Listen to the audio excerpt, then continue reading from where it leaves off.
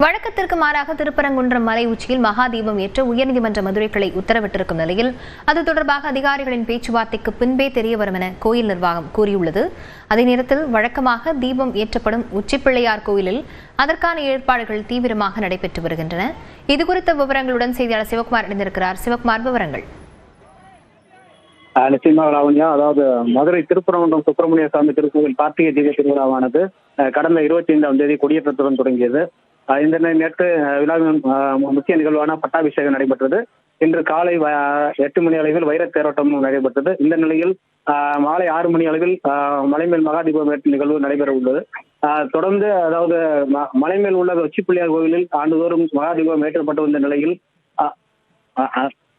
அதாவது மதுரை மாவட்டம் வெளுமலையைச் சேர்ந்த ராமரவிக்குமார் மற்றும் இந்து அமைப்பைச் சேர்ந்த சோலைக்கண்ணன் ஆகியோர் நீதிமன்றத்தில் வழக்கு தொடுத்து உச்சிப்பிள்ளையார் கோயிலில் ஏற்றப்படும் தீபமானது மோட்ச தீபம் எனவும், அதாவது மலை மேல் உள்ள தீப தூணில் தான் தீபம் ஏற்ற வேண்டும் என கோரிக்கை கொடுத்து வழக்கு தொடுத்தார். இந்த வழக்கை விசாரித்த நீதிபதி விஜயா சுவாமிநாதன் மலை மேலே உச்சிக்கு சென்று நேரில் ஆய்வு செய்து மலை மேல் உள்ள தீப தூணில் தீபம் அடுத்து நேற்று முன்தினம் உத்தரவிட்டிருந்தார்.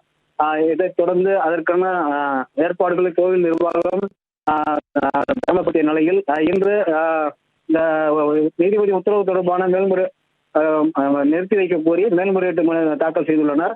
அது இன்னும் விசாரணைக்கு வராத நிலையில் கோவில் நிர்வாகம் தற்போது மலைமேல் உள்ள உச்சிப்பிள்ளையார் கோவில் 4.5 அடி உயரத்தில் உள்ள தாமிர குப்பரையில் தீபம் ஏற்றுவதற்கான ஏற்பாடுகள் செய்து வருகிறது.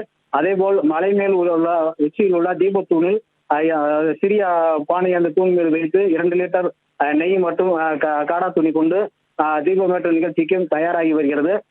மலை மேல் தீபம் ஏற்றப்படும் என்று தற்போது வரை கோவில் நிர்வாகம் இன்னும் தெரிவிக்கப்படாத நிலையிலும் நீதிமன்ற உத்தரவு எப்படி வரும் என்றும் அவர்களுக்கு தெரியாததால் அதாவது 2 இடங்களிலுமே தீபம் ஏற்றுவதற்காக கோவில் நிர்வாகம் தற்போது தயாராகி வருகிறது.